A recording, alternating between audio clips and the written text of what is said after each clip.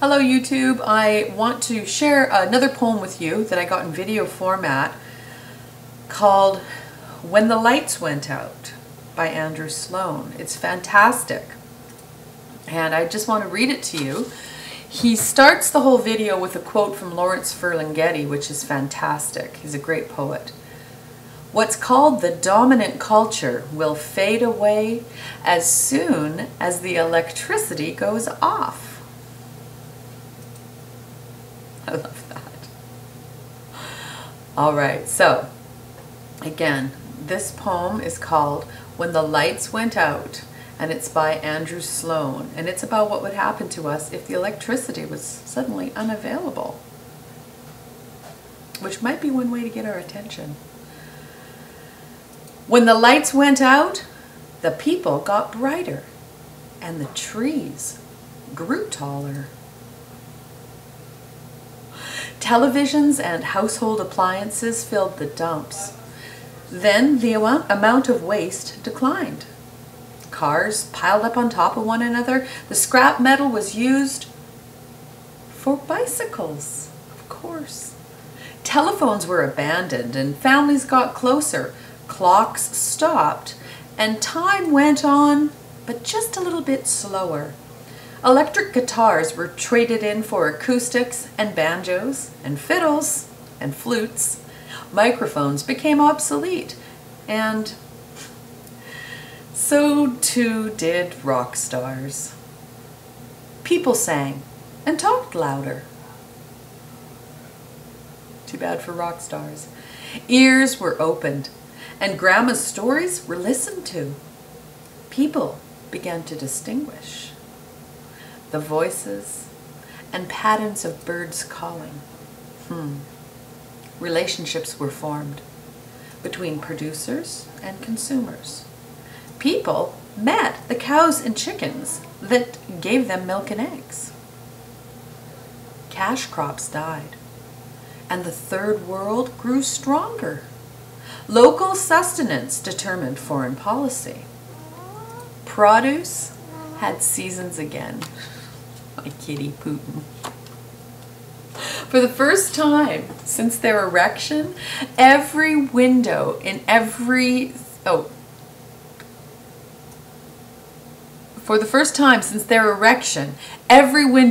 every skyscraper went dark, and the starry sky reigned everywhere. And the moon's expressions could be seen. Industrial buildings were remodeled into communal housing and greenhouses, and people were given the right to grow their own food without owning the land. People were given the right to sleep and to shit. Yeah, it's all legislated. The patent office closed. Medicine became accessible to anyone. Manuscripts were shared, passed from hand to hand until pages frayed beyond recognition or readability. News was reported by the people who were affected by it. A labor section in the paper replaced the business section. Investigative reporting was encouraged and demanded. Sensationalism was replaced by Socratic questioning. Critical thinking, anybody? Politics and economics were talked about because the GNP started taking into account the interdependency of the economy, not just the things making money, the interdependency. People were forced to deal with each other. Whoa, wouldn't that be amazing? And conversations were waged in place of wars. Rehabilitation centers were built instead of penitentiaries. The social stigma of prohibiting alcohol to youths ceased, as the act of being responsible trumped the ability to be responsible. Marijuana became legalized.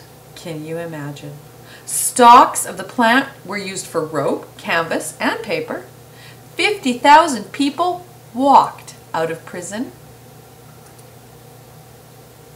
I don't know, this is kind of, rocking my world here. Role models became people you'd actually want to follow. The people who knew survival and Hollywood stars were demoted to human beings. Could we take that?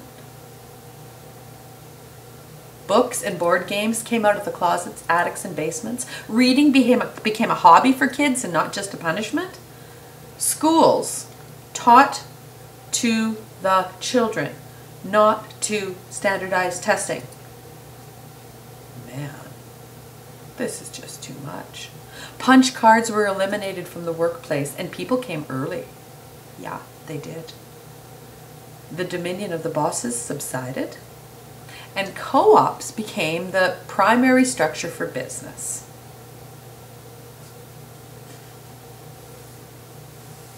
A parent could actually tell their kid where their goldfish was going when it went down the toilet. People knew where their water was coming from and going to. Recyclables took the place of plastic and styrofoam. People formed movements, and everyone was directly affected. People formed movements when the lights went out. Maybe it's an idea whose time has come. You decide.